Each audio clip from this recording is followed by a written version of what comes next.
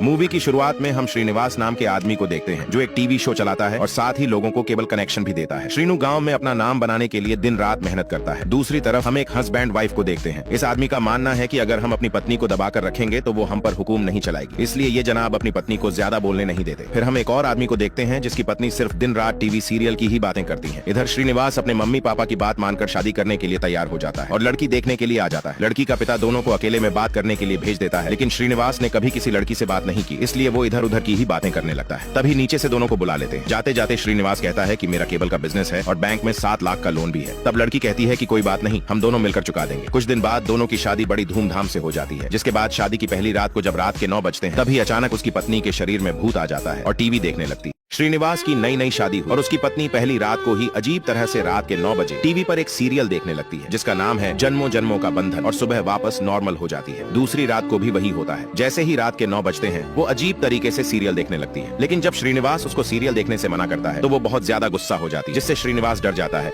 और ये सारी बात अपने दोस्तों को बताता है। तब एक दोस्त कहता है कि मेरे साथ भी ऐसा ही हुआ। दोनों की बात पर तीसरा दोस्त हंसता है और उनकी बातों पर विश्वास नहीं करता है। तब श्रीनिवास कहता है कि तू रात को नाइट ड्यूटी करता है, इसलिए तुझे नहीं पता, आज तू ड्यूटी पर मत जा। जिस पर उसका दोस्त रात को घर ही रुक जाता है और जैसे ही रात के 9 बजते हैं उसकी भी पत्नी अजीब तरीके से बर्ताव करने लगती है और सीरियल देखने लगती है, लेकिन वो अपनी पत्नी पर गुस्सा करता है और टीवी बंद करके रिमोट की बैटरी निकालकर फेंक देता है, जिससे उसकी पत्नी उसे जान से मारने वाली। तभी उसके दोस्त वापस टीवी चालू कर देते हैं, जिससे वो बच जाता है। अब तीनों अपनी पत्नियों से डरने लगते। अब रात को जब श्रीनिवास घर आता है तब उसकी पत्नी कहती है कि लगता है आज बारिश होने वाली है, हम मूवी देखते देखते पकौड़े खाएंगे तो बड़ा मजा आएगा। तब श्रीनिवास घड़ी की तरफ देखता है और समझ जाता है कि 9 बजने वाले हैं, जिसके बाद वह केबल ऑफिस से मूवी की कैसेट लाने का झूठ बोलकर वहां से निकल जाता है। फिर बाहर आकर श्रीनिवास देखता है कि पूरे गांव के मर्द पहले से ही बाहर हैं और वह समझ जाता है कि जो समस्या उसकी पत्नी को है वही समस्या पूरे गांव की औरतों को है। पूरे गांव की औरतें अपने पतियों से पूछती हैं, आजकल मेरा सीरियल मिस हो जाता है, मैं जल्दी सो जाती हूँ क्या? जिस पर उनके पति झूठ बोल देते हैं। पूरे गांव में यही समस्या हर घर में थी, लेकिन कोई किसी को नहीं बता रहा था। दूसरी तरफ श्रीनिवास का केबल का बिजनेस ठप हो रहा था, क्योंकि उसके कंपटीशन में केबल कुमार ने अपना डिस्क वाला बिजनेस खोल लिया था,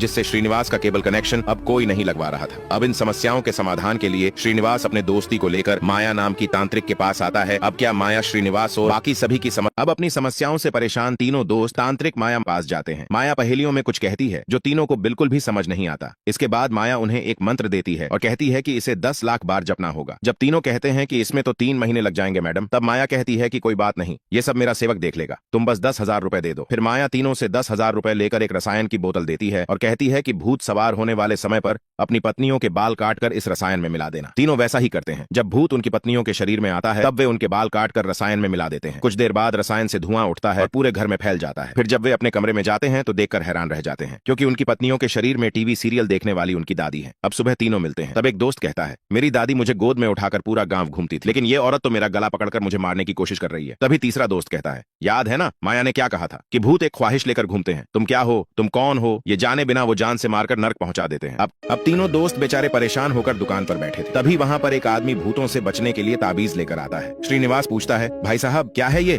तब ताबीज वाला बताता है, बीवी से बचने के लिए इसको पहन लिया तो भूत प्रेत कुछ नहीं रहेगा, सब भाग जाएगा, आपके लिए डिस्काउंट में सिर्फ 3,999 रुपए में। तब तीसरा दोस्त कहता है, तीनों को 5,000 में देना है तो दे दो। तभी टीवी पर न्यूज आती है कि जन्म जन्म का बंधन सीरियल अब 3 दिनों में खत्म होने वाला है। ये खबर सुनकर सभी लोग खुश हो जाते हैं और पूरा गाँव सीरियल के खत्म होने का बेसब्री से इंतजार करने लगता है। सीरियल में राजा बाबू अपनी पत्नी सीता महालक्ष्मी से मिल जाता है। राजा बाबू जैसे ही अपनी पत्नी सीता महालक्ष्मी से अपने प्यार का इजहार करने वाला था, तभी उसके सिर पर एक पेड़ गिर जाता है और उसकी याददाश्त चली जाती है, जिसके कारण सीरियल को और आगे बढ़ा दिया जाता है। अब टीवी सीरियल में बताया जाता है कि राजा बाबू के सिर पर पेड़ गिर जाने से उसकी याददाश्त चली जाती है। डॉक्टर बताती है कि इन्हें 1 साल पहले जो हुआ वो कुछ याद नहीं है और सीरियल के मेकर्स सीरियल को और लंबा कर देते हैं, जिससे सारे पतियों की हालत खराब हो जाती है और बेचारे रोने लगते हैं। अब परेशान होकर तीनों दोस्त पूरे गांव को अपने साथ तांत्रिक माया के पास ले आते हैं। तांत्रिक माया बताती है कि आने वाले 10 दिनों में पूर्णिमा है, वो जितना भी करीब आएगा उससे भूतों को जो शक्ति मिलेगी उससे सब कुछ तहस नहस हो जाएगा, कहीं भी छिप जाओ, बच नहीं सकते। तब श्रीनिवास कहता है कि मैडम हमें इससे बचने का कोई रास्ता बताओ। तांत्रिक माया कहती है कि इसमें मैं कुछ नहीं करती, ये सब तुम्हारे हाथों में है,